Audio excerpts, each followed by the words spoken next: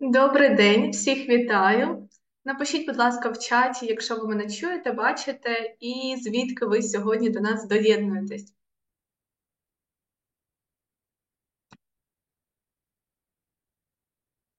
Нікополь. Мгм. Доброго дня чи вже добрий вечір, 16 година.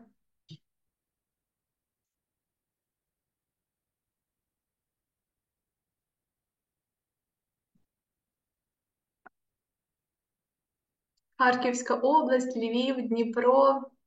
Вітаю, Харків, Тернопіль, Івано-Франківськ. Ми дуже вас раді всіх бачити. Приємно, що завжди доєднуєтесь. Запоріжжя.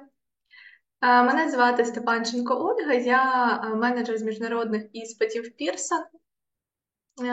Сьогодні я та мій колега Геннадій Білоус, він доєднається трішки пізніше до нас, попрацюємо з вами наступну годинку. Сьогодні буде все про Pearson English International Certificate і як до нього ж підготуватися. Так. Це вже оновлена назва цього іспиту. Так, раніше ця назва іспит називався PTE General. Можливо, вам він був саме відомий як PTE General, якщо ви вже давно з нами співпрацюєте або готуєте своїх кандидатів до міжнародних іспитів Pearson. Але зараз це Pearson English International Certificate, тому використовуємо цю назву. Я виділила 5 причин, чому саме кандидати вибирають Pearson English International Certificate. По-перше, цей іспит, він відомий і визнаний більше, ніж в 50 країнах світу. Звичайно, і сюди входить і Україна. Сам тест, він перевіряє здатність кандидата використовувати англійську на практиці, тобто у життєвих ситуаціях. Частина говоріння проходить сам на сам з екзаменатором, і третя особа на це не впливає. Частина говоріння та письма перевіряється виключно у Великій Британії. І наш сертифікат не має сроку придатності. Ось так виглядає сам сертифікат. Його валідність регулюється відомими компаніями у світі, такими як OffQual та Edexcel. Оригінальність цього сертифікату ви можете перевірити за наявністю цієї голограми, а також кожен сертифікат він має свій індивідуальний ось тут код, можете бачити. Але що ж потрібно, скільки потрібно балів набрати, завжди це таке питання, щоб отримати цей сертифікат. Для рівнів від A1 до C1 потрібно набрати 50% правильних відповідей, тоді ви отримуєте сертифікат, на якому написано Pass at Level. Якщо ви набираєте 60-69%, це означає, що ви склали іспит на відмінно. Якщо вже 70 і більше, це означає, що ви склали іспит з відзнакою. Для рівня C2 потрібно набрати 60% і вище для того, щоб отримати сертифікат. Але також, якщо ви для рівнів від A2 до C1 не набираєте 50%, можливо, перехвилювались, інші якісь проблеми, питання, і набрали, наприклад, на рівень B2, ви готувалися, набрали 47%, не вистачило якихось там 3 балів, ви отримуєте сертифікат на рівень B1. Якщо C2, ви не набираєте 50% правильних відповідей, для рівня C2, якщо ви не набираєте 60% правильних відповідей, набираєте 50-59, отримаєте сертифікат на рівень C1. Для рівня A1, на жаль, дана опція не працює, тому що A1 – це найнижчий рівень дорослого PEIC. Ось мої контактні дані. Ви можете, якщо є запитання, телефонувати мені на номер, також писати в Viber, в Телеграмі, на пошту. Я завжди на зв'язку з понеділка по п'ятницю, з 9 до 18, тож звертайтесь, будь ласка. Буду рада на нашій майбутній, можливо, співпраці, просто відповім на всі ваші запитання. Геннадій, передаю слово тобі.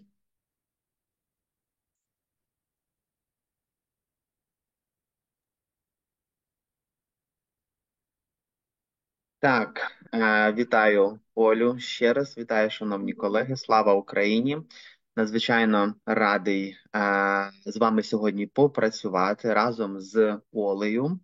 І наступну годинку з вами поспілкуємося стосовно наших міжнародних мовних іспитів і дійсно з усіма питаннями, які у вас виникнуть, можливо, під час сьогоднішньої зустрічі, але ви не встигнете їх сьогодні нам задати, або виникнуть коли ви будете рефлексувати над тим, про що ми сьогодні спілкуватимемось, і ви захочете дізнатися більше про наш міжнародний мовний іспит, звертайтесь, будь ласка, до Олі, і вона надасть вам абсолютно усю правильну, вичерпну і коректну інформацію. А відтак, сьогоднішній наш захід прекрасне для того, щоб всі питання ваші задати. Можливо, ви вже з ними прийшли.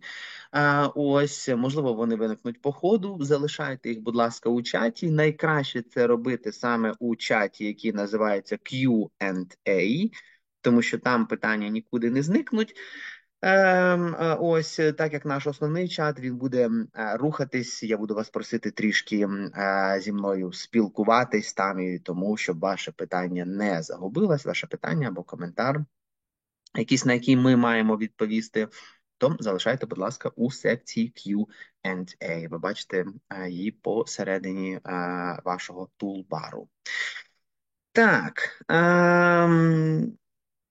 Нас майже 180 зараз учасників онлайн, і ви знаєте, що цей вебінар, або сподіваюся, ви знаєте, що цей вебінар, він є одним з серії заходів, серії вебінарів, наших зустрічей, присвячених міжнародним мовним іспитам PEIC, або колись ми називали PTE General, так, і зараз змінюється назва, такий собі ребрендинг відбувається. І вебінарів у серії всього 4, які кожен з цих вебінарів присвячений окремій частині іспиту. Так, сьогодні ми поспілкуємось про частину письма. Ось вже ми спілкувалися про частину говоріння та читання.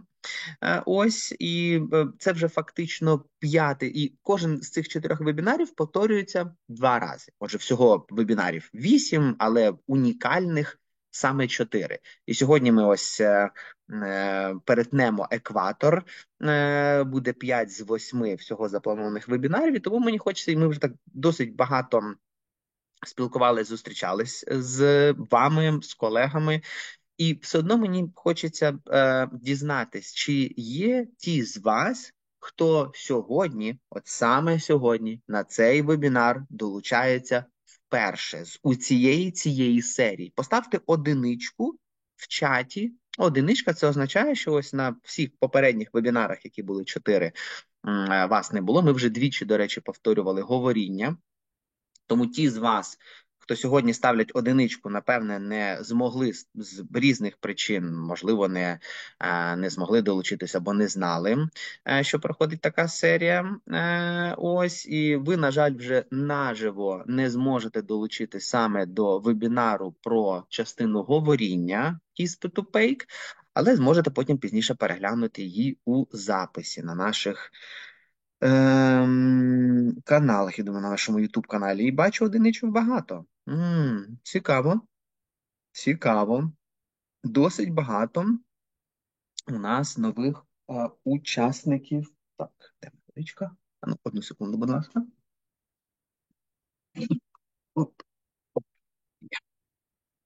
Досить багато у нас ось нових учасників сьогоднішнього заходу. Супер.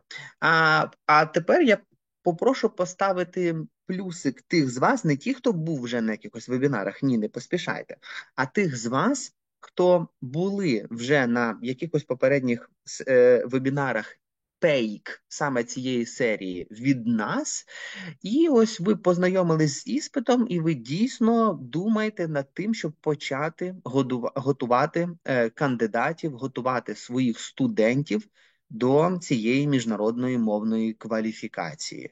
Поставте плюсик, якщо ви познайомилися, так, а чому б і ні? Або, а варто було б, а цікаво, і так далі. Ось всі якісь. Угу, супер.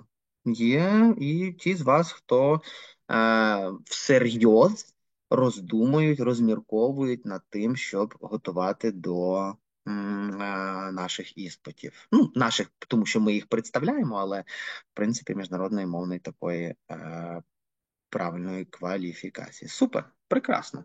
Дякую вам. Дякую вам всі за ваші відповіді. Сподіваюсь, ви трішки розігріли кінцівки своїх пальців, тому що я час від часу сьогодні також проситиму вас поставити ту чи іншу реакцію або зі мною поспілкуватись у чаті. All right, good. So I think we're good to start. We're good to head into the main part or into the next part of today's webinar. And speaking of PEIC, and speaking of different levels of tests of this test, there are six, okay, 6 levels of test, which start from level A1. So the names of the test are level A1, level 1, 2, 3, 4, 5. Even though there are 6 levels, the last level is level 5. Anyway, maybe a bit misleading, but each of these levels are aligned to SAFRA. So each of these levels correspond to the level that comes from the Common European Framework of Reference. So A1, A2, B1, B2, C1, C2. So any candidate who would like to check whether they have that level, right? They have a chance with a definite, with a certain level of the test to do that. Depending on the level of the test, the length of the test is different, right? It's starting at 1 hour and 20 minutes at level A1, all the way down to a bit more than 2 hours, or just not 2 hours, but 3 hours at level C2. Okay, so 6 levels, all the levels of SAFRA including, and just, well, the length is different. Today, and well, generally in this series of webinars, we concentrate in more detail on this level, on level 3, which corresponds to level B2 SAFRA, upper intermediate. We do it for a reason, just again to keep you engaged and to keep you motivated and to keep you encouraged in the chat, just again with a nice level there for you to have a look at.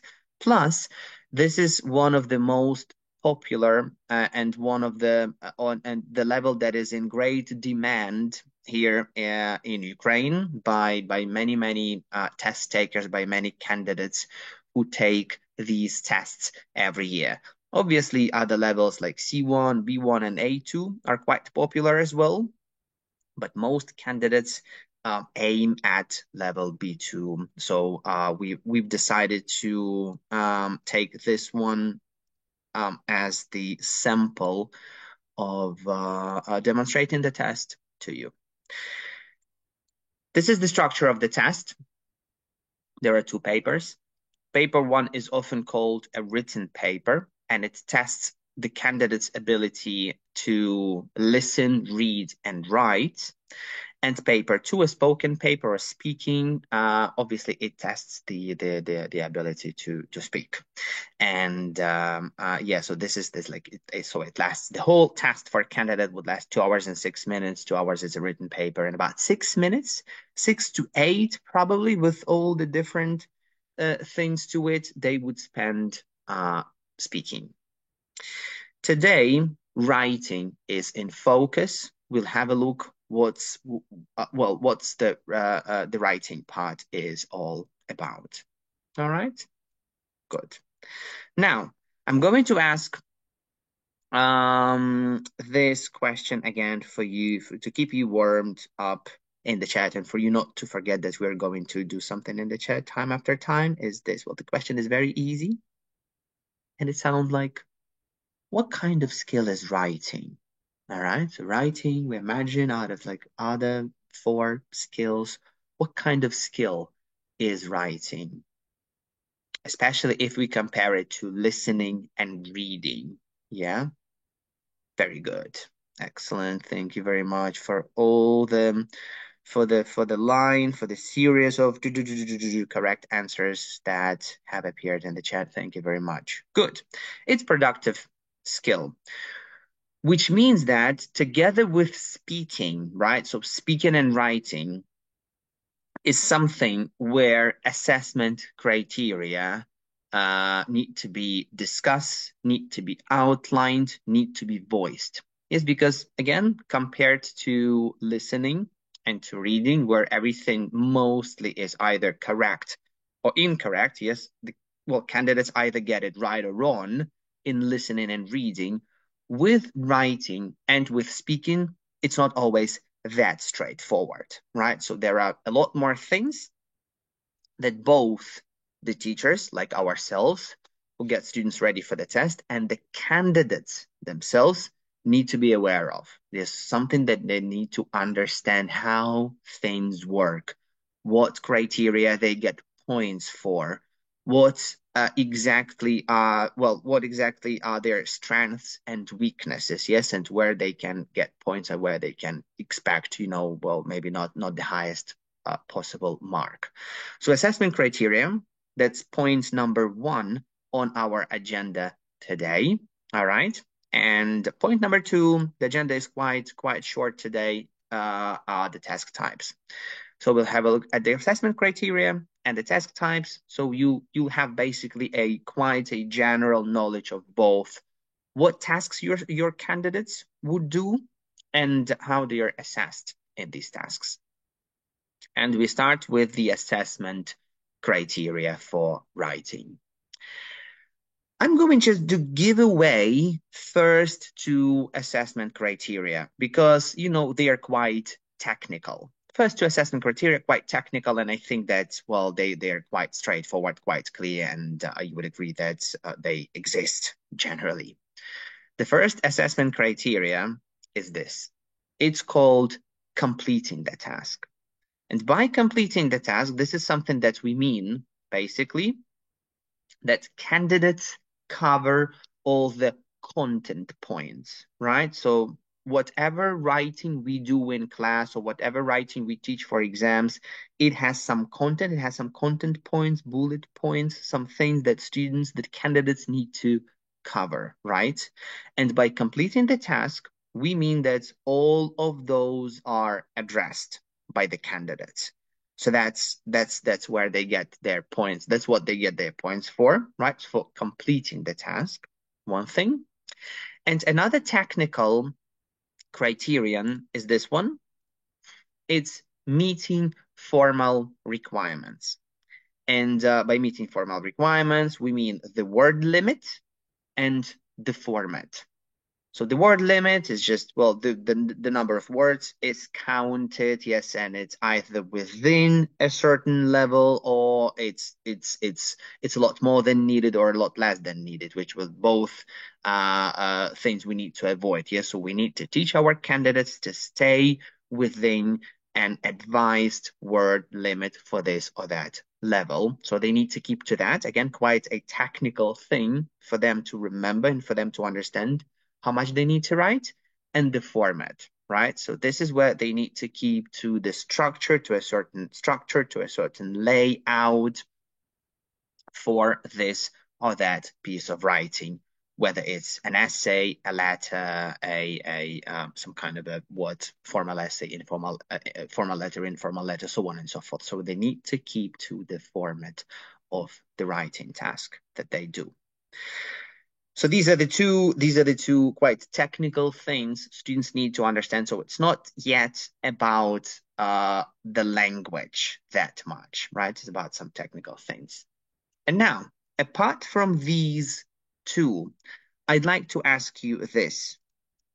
What other things do you personally consider when you assess your students' writing in class or whatever, online class, offline class, doesn't matter much. In the chat, please put Any other criteria, any other characteristics of a writing piece that you find valuable, that you find important, that you voice to your students like, okay, keep an eye on this, keep an eye on that, consider this, so on and so forth. So what other things are important? What other things you take into consideration when you give a mark to your students?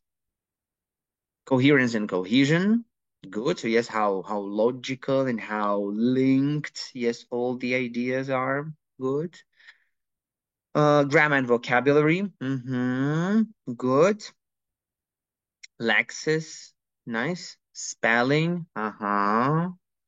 Style. Very good. If the topic is covered, right? So we have here is completing the task. Well, basically that's what the topic is covered. So we have it as one of the technical, one of the more technical aspects of a written paper. Structure, introduction, main part, conclusion, grammar, vocabulary, good. Linking ideas together. Style and the linkers. These are grammar and vocab. Many of you put grammar, vocabulary. Many of you put linking words and style. Okay, usage of language. What do you mean by usage of language, Elena? I think I know what you mean, but creativity. Okay, all right. Possible creativity. I would say that creativity is, could be a bit subjective, right? I mean, how do you assess creativity? Yes, someone is someone is more creative, less creative. Do you give certain points towards them being more or less creative? But I mean, I see your point, but in terms of points, in terms of a mark, I think that could be quite problematic to assess. But thank you very much. Punctuation. Ooh, punctuation is hell in English, or at least to me. Expressions. Okay, good. Thank you. Appropriate structures. The appropriate structures. Well, the exact level. Okay, good. So yes, how? Good. So if language, yes, if the language they use is appropriate, yes, is aligned with the level that they are at. Very good. I think I like that. Feeling.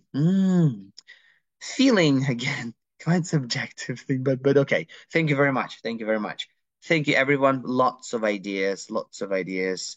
Yeah, more than okay, good. Yeah. So what can I be expecting from more than 217 people online? Excellent. Now, what you've done, I think what you've done excellently in the chat is that you just shared with everyone the idea of how complex writing is. Yes.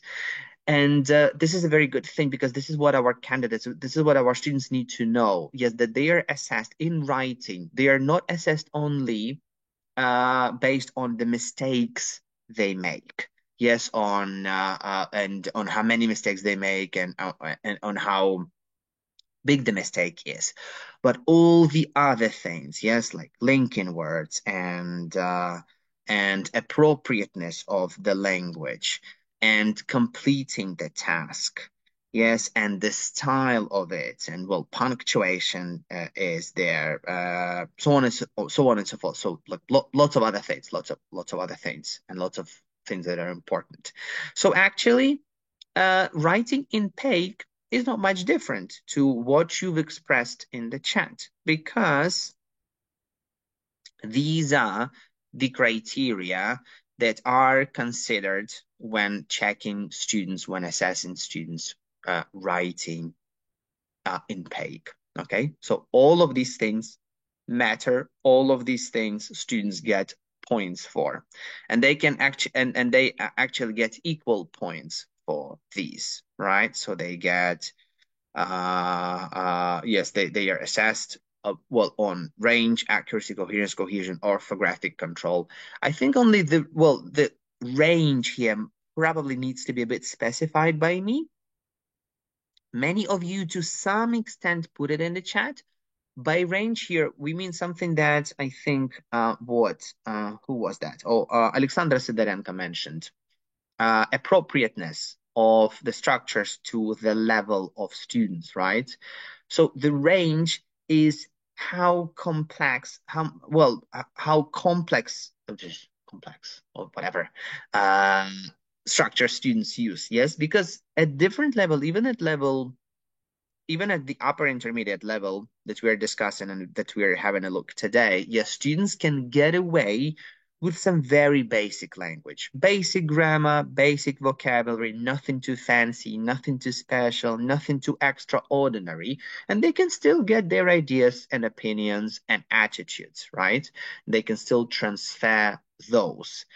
So this would be, the accuracy would be fine, yes, because most probably these candidates are not going to make many mistakes with basic language and accuracy, and in the accuracy criterion they will get more points. However, they will get fewer points for their range because they are not going to perform at their level in terms of using a variety of different lexical and grammatical structures. So that's what basically range is. Range is when students use some more advanced structures, is when some of them probably try to experiment, use some things that have been just recently learned, or use some things that could probably mean that they would make a mistake, but they want to, show off and try their best.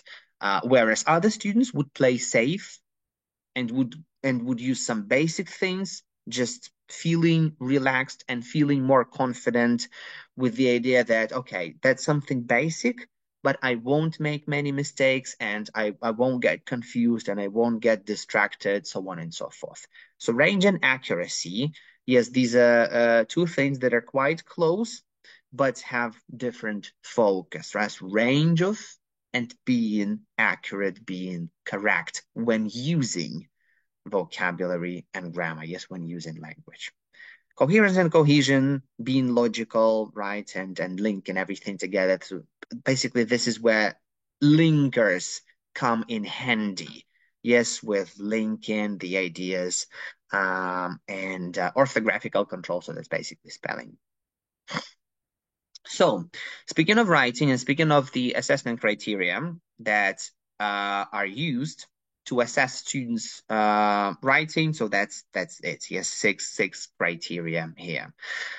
Let us have a look at some descriptors for these criteria. Okay, so again, that come from SAFRA. It's not that these criteria are unique to PEIC. No. As every level of the test is aligned to SAFRA, all the criteria, all the descriptors, all the expectations that we have about candidates are taken from, again, the SAFRA document as well. Yes, from this common European framework of reference. So let us have a look at, okay, yeah. So the range at level 3, so that's level B2 upper intermediate, what the range criterion says about students, about what's expected from students at this level. So what is expected, the descriptor says that students at this level have sufficient range of language, right? So sufficient range of language to be able to give clear descriptions, express viewpoints on most general topics using some complex sentence forms. Why here I decide to draw your attention to this? Because, sometimes we underestimate our students' abilities, and Ukrainian teachers always want their students to be best at any level, and at level B2 as well. Yes, it seems like sometimes we underestimate our students and we expect that at level B2 they should be, almost flawless, almost make no mistakes and be just, wonderful English language learners and so on and so forth. However, what the SAFRA descriptors say, that yes, it's sufficient range, clear descriptions, but at the same time, it relates to most general topics. And speaking of complex sentence forms, there should be some. So not everything, not every sentence, not every extract that our students write should consist only of complex sentence forms. Not necessarily. At this level, at level upper intermediate, it's okay to use at least some of those. All right. But again, there should be some because the range would suffer, right? So if there are no complex sentence forms at all, then range is going to go down and students are not going to get many points for the range criterion. Accuracy, let's have a look. The descriptor says, shows a relatively high degree of grammatical and lexical control. At the same time, errors are possible. Mistakes are possible, but only those which do not cause misunderstanding, right? So it's still a mistake. Maybe there is an article or the ending or something else, or the preposition or whatever. Yes, but still all the meanings, all the ideas, all the opinions in the text are quite clear, and it's understandable what the candidate has written about. Yes, so it's still all quite clear. So mistakes are possible, but they shouldn't cause misunderstanding. Okay, so I'm not going to get you through all the well, detail of every descriptor here and of every criterion, but I don't know if I have it here. Yeah, I have it here. I will ask my colleague, Ola. Sorry, Ola, just a second. Ola, just a second. Don't use your mouse. Just a second. Now do, please. All right. I will ask Ola to share with you a link. Okay, thank you, Ola, for a wonderful document, for a very useful document, especially for those of you who have put all the pluses at the beginning of today's webinar when I was asking you if maybe you are seriously considering preparing your students for PEIC. That would be very useful for you because this is where you will find more detail on how the score is awarded in all the parts of the PEIC test, not only for writing. So it's like a 30-page long document or something like that, but it contains lots of valuable data on how to basically scoring system and how the score is awarded and so on and so forth. So please make sure you check it out after our webinar today or sometime later. You've got the link in the chat, and again, so it is just the link for the PDF online, so it can be well, you can access it whatever, so it's free for access and free for being downloaded and stuff like that. So this is the assessment criteria for writing. You see, it's quite diverse. It's not only it's definitely not only about students making mistakes. However, there is a criterion that says accuracy. This one is about mistakes. Yes, everything else. Thank you, Angelica. Well done. Yeah, everything else is completing the task, formal requirements, range, coherence, orthographic control. So there are many things that we need to teach our candidates to think about, to use, to notice, and to be able to do as best as they can. And and here, and now I will address those who put all those ones in the chat before. Тому що, ви знаєте, ті з вас, особливо ті з вас, хто вперше долучається до цієї серії, ось до частини письма, я пам'ятаю, коли я сам став екзаменатором, і коли починав готувати своїх учнів до PEIC, до міжнародних мовних іспитів. Ось це, напевно, вперше, де я почав дізнаватися про ось ці всі критерії, про те, що вони всі важливі, про те, що я, як вчитель, маю все це враховувати, і навіть якщо в учнів моїх якісь там проблеми з тим, що вони роблять більше помилок, ніж інші, або просто більше, ніж мені того хочеться, то є ще багато інших критеріїв, які важливі, і які я маю врахувати, за які я маю похвалити і так далі, де мої учні можуть показати свої сильні сторони. And I think that was very important learning for me. So it's not only important, I think, for the test, but just for us, to have a slightly different look at how we look at our students' writing and how we assess it and how we mark it and how we feedback our students on their writing. Good. Now let's move on with the task type. So basically, the assessment criteria is done. We talked now task types in the writing part. So here in PEIC, students have two sections for writing. So they have section 8 and section 9, which are purely concentrated on writing.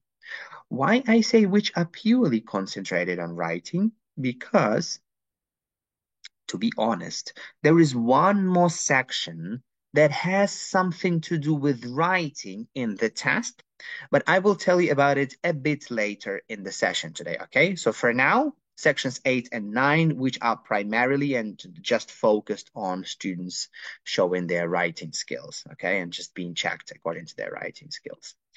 Now, section 8 is a letter, and it's always a letter, only one type of writing in section 8, no other type of writing. And in section 9, there could be different types of texts: essay, article, report, story, or review, for instance. So different types. Let's have a look at each of these in a bit more detail. Okay, and we start with a letter. Well, Ola by no accident mentioned today at the start that in PEIC, very often the tasks resemble real life, or well, they resemble how things happen in real life. And section 8 is a good example of that resemblance, right? Because very often in life, well, for instance, it's completely true for me. I think that it's true for many of you as well.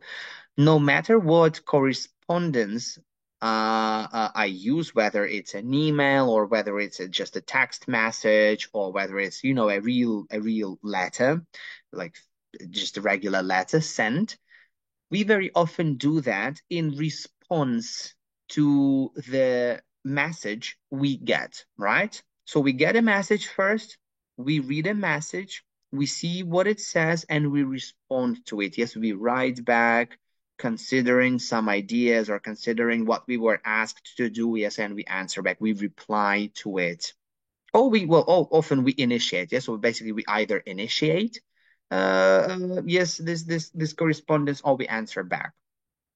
In section 8, that's what students are going to do. They're going to respond to something that they have already met in the test. Section 8 would have has actually these instructions. It says, use information from section 7, from the previous section, to help you write your answer. And section 7, some of you probably know, some of you who are more experienced and you've joined this series of webinar. I know that among you there are many teachers who are more experienced and who have been preparing for PEIC for some time. You know that section 7. Let's check that if we have any more experienced PEIC teachers here. What is section 7?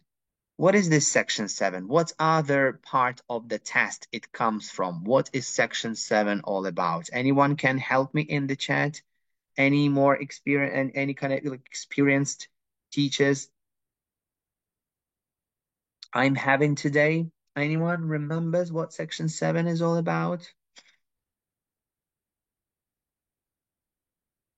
No? We're all experienced.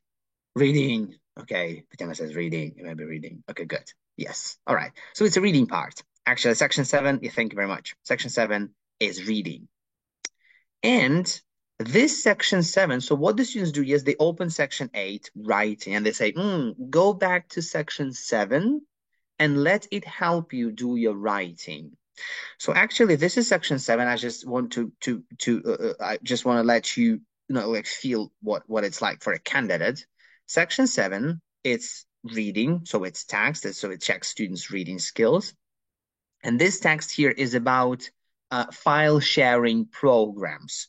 So the text tells about basically the history, bit of progress, how these file sharing programs have progressed, so on and so forth. And in section 8, the instructions say, you have read the article about illegal file sharing. Write a letter to the magazine giving your response to the article. Give your opinion on downloading free music from the internet. Say whether you think people do this should be punished. Explain your own method of obtaining and listening to music. So the students have already had some input. Yes, so they've worked with the reading section, they worked with the text, they've got some idea, they've got some initial thoughts on this topic, and now they need to kind of respond using this information. Obviously, copying parts of the text, parts of section 7 into section 8 are not going to bring any points to the candidate, but reformulating, yes, rethinking something, using some ideas as the basis for your ideas, yes, and just responding to that, obviously is welcome.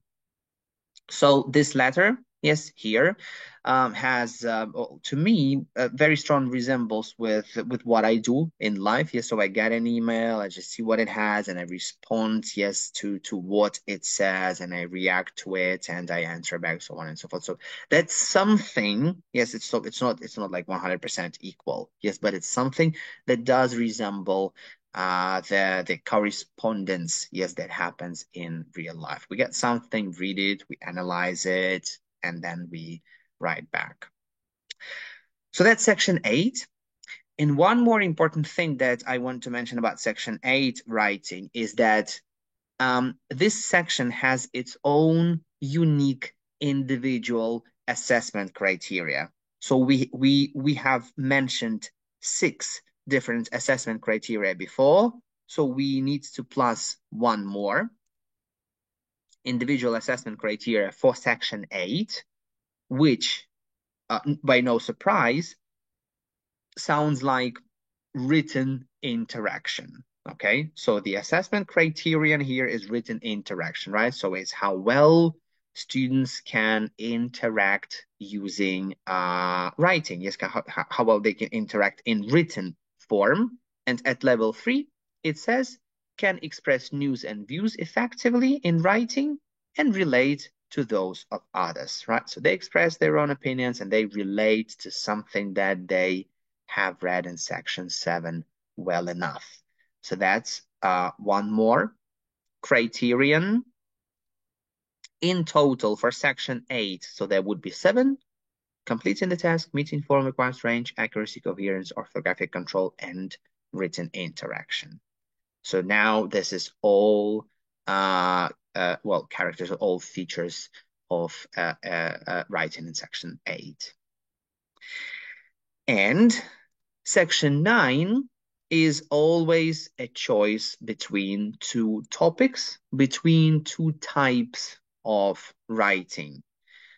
This one should be like 150 to 200 words. Okay, so this is the word limit. The candidates need to stay within. Okay, and for example, it could have something like this: either write an essay in response to the following question, or write an article in response to the following advertisement. So two possible alternatives, 2 types of writing, and here the candidates are free to choose just one out of 2, which they feel most likely to write about, yes, either type of writing or the topic they enjoy more. So that's section 9. And the section 9 also, like section 8, has one more individual unique criterion to it, assessment criterion. This one sounds like written production. And this is not something like, you know, like some of you read, some of you earlier put today in the chat, being creative. Yes, because again, for me, for instance, it's quite difficult, yes, to assess whether one piece of writing is more creative than the other. Well, candidates are all different. Yes, we have different imagination and we have different creativity and we have different things.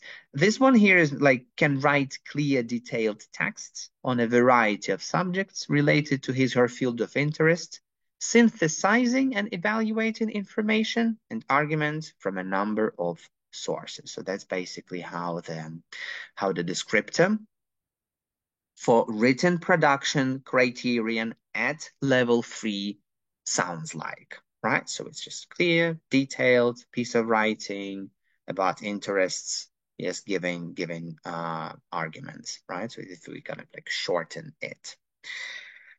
Right. So and again, in total, that would mean 7 different criteria for section 9 writing.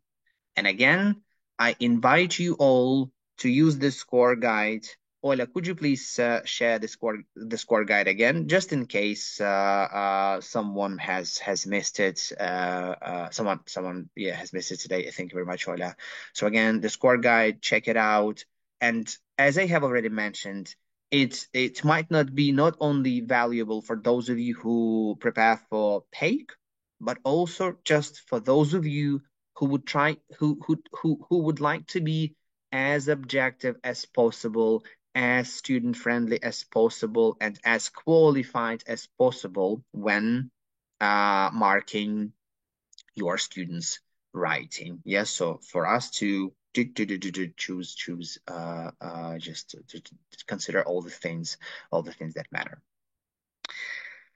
And one other thing, yes, I promised to you that sections 8 and sections 9 are not the only sections that students get points for writing in PEIC, because there is one more section that brings students points for writing. Якщо ми говоримо так про числа, то взагалі кожна навичка у PEIC, верніше, за кожну навичку у PEIC кандидати можуть отримати абсолютно рівну кількість балів. Так, з, наприклад, 100% можливих правильних відповідей, так, або так 100 пунктів, 100%, як хочете це називаєте, так, по 25 пунктів учні отримують відповідно за сформованість навички слухання, говоріння, читання і письма. Тобто все розподіляється абсолютно ідентично, так, між цими навичками. І за секцію 8 і 9 кандидати можуть отримати 20 балів. Де ще 5 балів? Хтось з вас може мене запитати, так? 20 балів за секцію 8 і 9. І, well, and again, I'd like to ask some of my more experienced audience, some of the representatives of my more experienced audience, this question. Do you know what other section writing points come with in PEIC?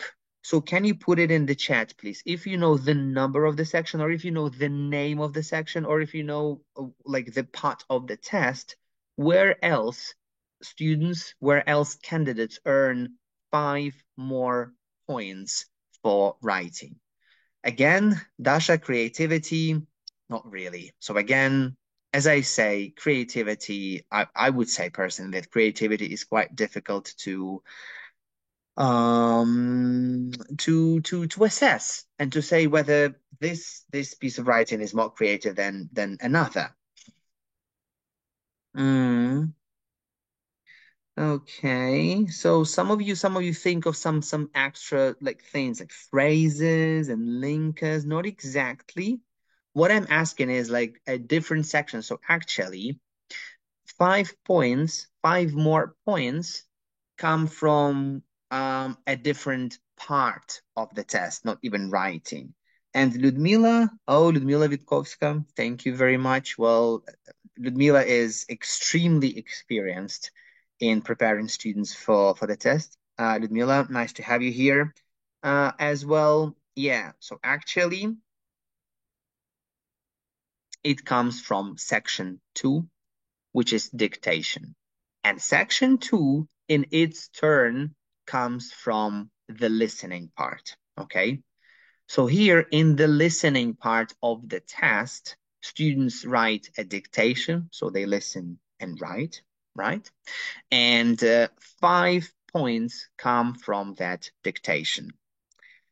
I'm not going to get into much detail here, however, all right, because this is where I'm going to intrigue you into coming to a listening well part.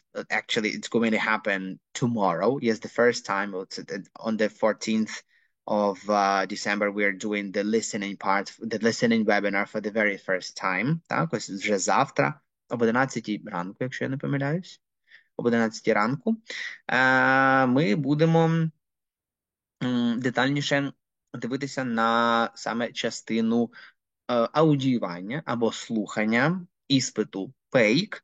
І ось там я детальніше поділюсь з вами і нагадаю про те, що 5 пунктів, так, або 5 балів з диктанту у частині аудіювання іде як залік у частини, або йде у залік частини письма.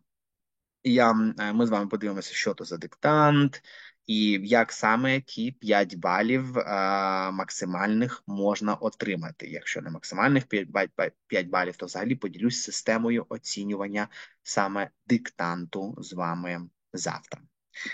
Завтра або 18 грудня. Завтра об 11:00 або 18 грудня о 4 вечора. Тому приходьте і на частину аудіювання також. All right. So, basically that's it from me today here. We've concentrated on the assessment criteria for writing and the task types. Now you know, yes, what task types there are, and some assessment criteria. Now you have the access to the score guide, which will give you a chance to have a look at even more detail on the test generally, on writing part in particular. So, yeah. Зараз мені залишається тільки запросити мою колегу Олю. У Олі є ще одна важлива частина сьогоднішнього нашого заходу, не менш важлива, ніж у мене. Мені здається, та, якою зараз багато учасників, особливо ті, хто вперше прийшов, і скажуть, ну, Ген, класно, ну нічого, іспит нормально можна готувати, а відповідь на те, як, чи з невеличкою підказкою, як вже Оля з нами про це поділиться. Олю, прошу тебе. Так, у нас є серія, так, декілька серій матеріалів, підручників, які допоможуть підготуватися до іспиту. Так, зараз я поділюсь з вами. Потрібна допомога, я щось не можу. Класний просто на екран, Оль. Має спрацювати. Так, є 3 види підручників. Це Focus, це Skills Boosters та Pearson Test of English General Practice Test. Всі ці підручники, вони мають пробні тести до іспиту, всі 4 навички там, як це сказати? Відпрацьовуються, так. Так. Там є такі, типу, як тіпси, як краще підготуватися до іспиту, як краще його складати, для частини аудіювання, що потрібно спочатку робити студенту. Всю інформацію можна знайти там і, звичайно, що попрактикуватися. Що, Оль, можеш повернути на слайд? Хочу заважити так, що це Focus Exam Practice, так? У нас є основний підручник. Ну, я думаю, що ті, хто з фокусом працюють, ви бачите якби, щоб кавер сам відрізняється, але є такий ще додаток, там, ну, скажімо так, назвімо це додаток або додатковий матеріал до основного підручника Focus, який називається Focus Exam Practice. І ось, наприклад, перед вами Pearson Test of English General Level 2. Ось, але цей посібник, да, він виключно сконцентрований на типових завданнях і стратегіях виконання іспиту Pearson, аніж це як основний курс. Ось так. Угу. Дякую. Також є додаток для телефону, це Pearson English Warm-up. Ми всім рекомендуємо його завантажити, особливо студентам. Є як на Android, так на iOS, там є всі практичні завдання до кожної частини, да, до читання та до аудіювання. Так, підручники дійсно класні, дякуємо. Ви можете зараз відсканувати за QR-кодом або просто в там Play Market. Нагадайте, будь ласка, Apple Store. на Apple Store, так. Я вже запам'ятав. Pearson English Warm-up, просто вводите, шукаєте таку ось плашечку і завантажуєте собі додаток. Він повністю безкоштовний. Так, у нас були кілька коментарів від колег, що щось десь додаток не працював, але ми і самі перевіряли, бо було багато коментарів, що все працює. Тому, якщо у вас раптом ви колись завантажували, були якісь нюанси, спробуйте перезавантажити, видалити, зайти ще раз, але ми перевіряли, і ось протягом серії наших вебінарів також має працювати. І, будь ласка, доступ з інтернету, з телефону, будь-де, дуже зручно. На нашому сайті Internal Education.ua є розділ окремо про іспити. Тут ви зможете знайти інформацію і про дитячий іспит, і про дорослий іспит та 14+, про який ми говоримо в нашій цій серії, та, іспити, як підготуватися. Також в цьому році є можливість скласти іспит онлайн, тому якщо у вас є учні, які навчаються зараз за кордоном і яким актуально отримати міжнародний сертифікат, вони це можуть зробити в себе вдома і скласти цей іспит і отримати сертифікат. Всю детальну інформацію ви можете знайти або у нас на сайті, або написати мені, я вам в телефонному режимі, на пошту всю інформацію відправлю.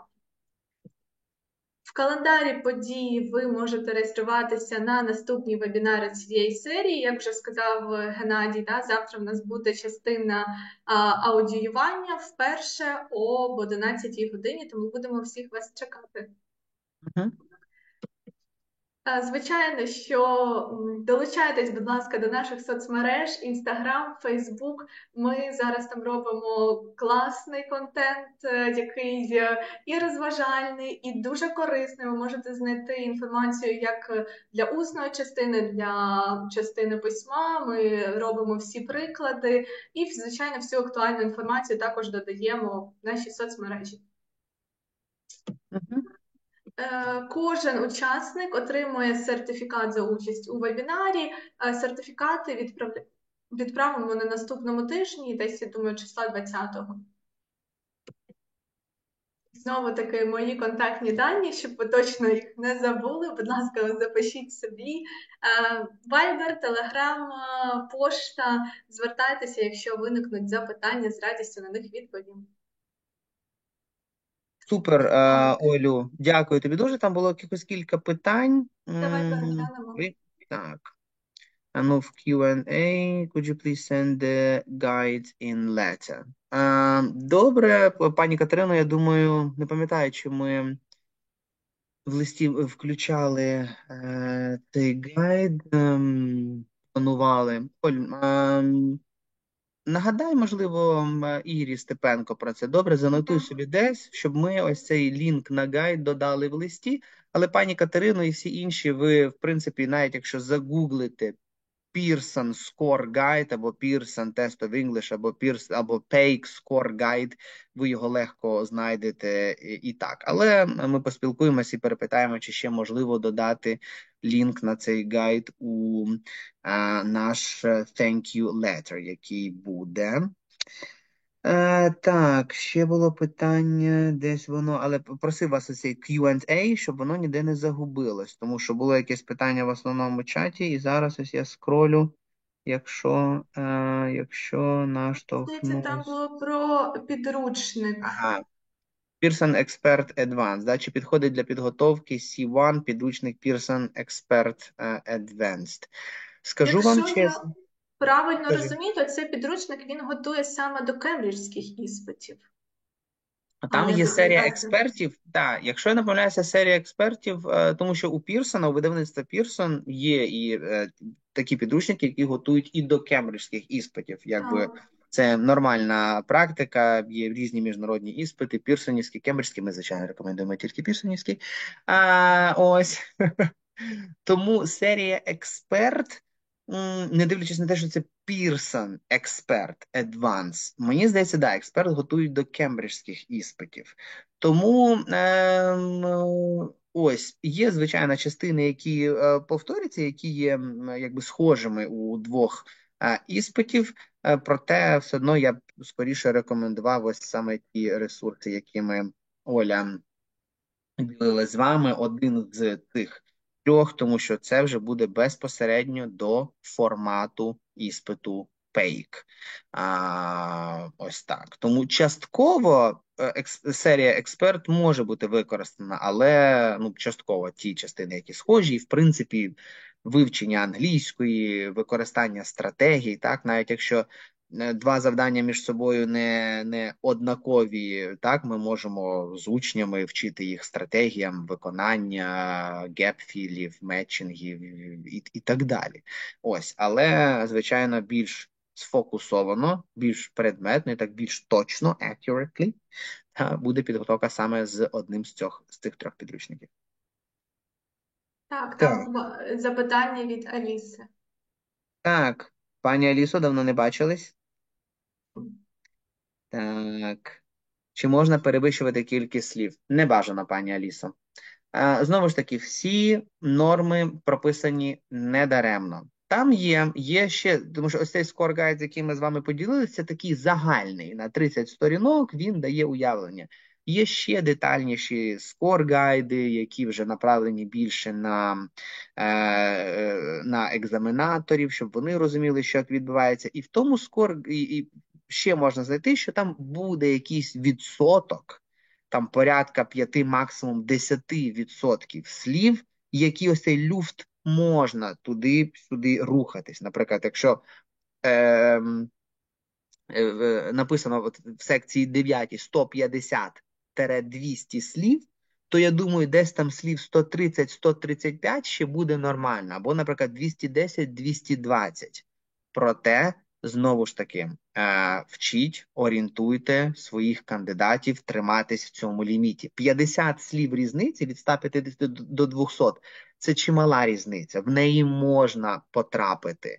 Тому намагайтесь не перевищити. Тобто, ну, звичайно, ніхто, якщо там 10 слів плюс-мінус, критичного нічого не має бути. Тому не те, що там перебрали на 5 слів чи на 10, і вже кандидати мають хвилюватись чи перейматись, що щось піде не так з оцінюванням. Ні, такого не має відбутись, але все одно пробуйте. Так ось. Тому що, ну знову ж таки, чим більше ми пишемо, тим що? Правильно, пані Алісо. Чим більше пишемо, тим більше помилок. Ну, теоретично. Звичайно, можуть бути суперові кандидати і учні, які не допускають. Але потенційно, чим більше, тим більше помилок. Так, Марія питає, у мене питання про прописи. Хто працює в початковій школі? Так, це питання не зовсім про пейк, але Олю, останнє питання від пані Аліси, чи Так. крайнє питання до тебе. Місця достатньо, там просто як білий А4 і лінії. Місця більше, ніж достатньо для того, щоб написати.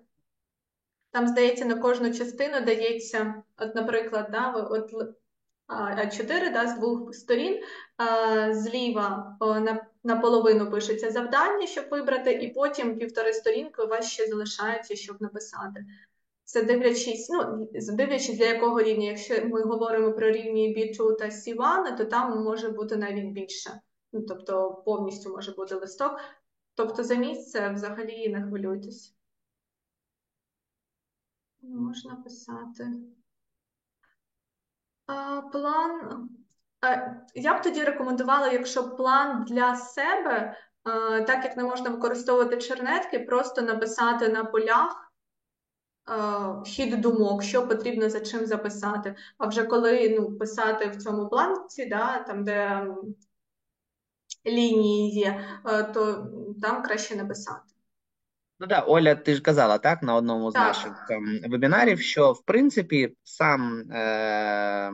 сам тест, друкований, можна там в деяких місцях використовувати щось там, підкреслити, щось собі написати, щось якусь зробити, відмітку, правильно? Так, так, Тобто так. це можна робити десь просто так, Угу. не в стороні, а вже в основному, якби, частині писати. Так. Так, тут у нас дискусія друковане чи прописи. І я зрозумів, я вже дочитав коментар пані Марії, так, хто працює в початковій школі, писаними чи друкованими, була рекомендація про Можна. рекомендація більше що друкують, вони набагато довше. Можна писаними, головне, щоб було чітко та розбірливо написано. А єдине, що прям коли заповнюється бланк, там де прізвище, ім'я, там ми рекомендуємо писати друкованими літерами і всі з великою. А стосовно частини письма, там де потрібно писати, просто має бути розбірливо і Мгм. читабельно. Бо якщо якісь карлячки, то звичайно ніхто їх не зрозуміє. А так не обов'язково друкованими. Мгм.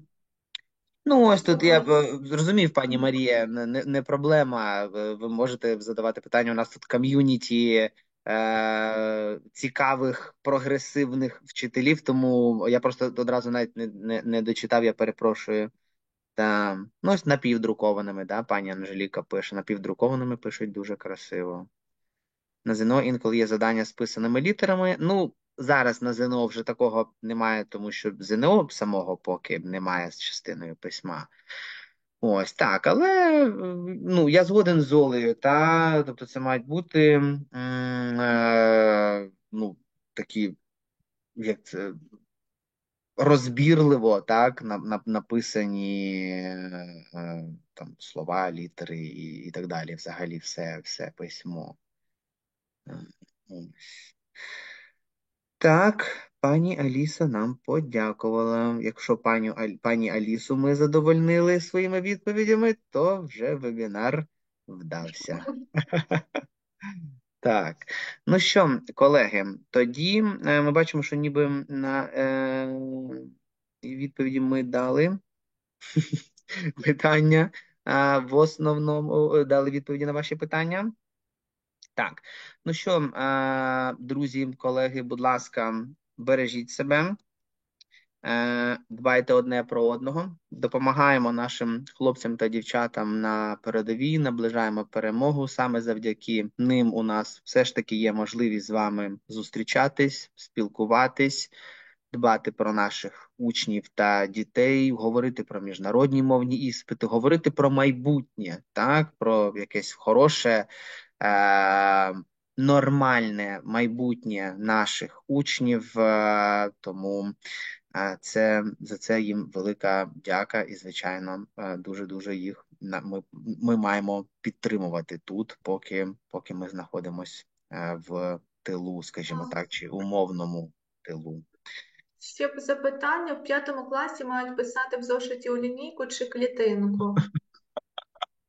Так, Оля, у нас Е, мені складно відповісти, але так.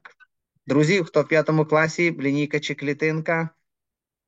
Просто на іспиті немає клітинки, там просто ці лінії, в яких ви пишете.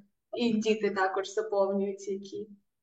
Тому Так, лінійка. Мгм. лінійка. Бачите, у нас такий різносторонній вебінар і про іспити, і про. Так, Супер. Ну що, колеги, друзі, бережіть себе, будь ласка. До нових зустрічей. Дякуємо вам за зацікавленість в наших іспитах. Ще побачимось. На все добре.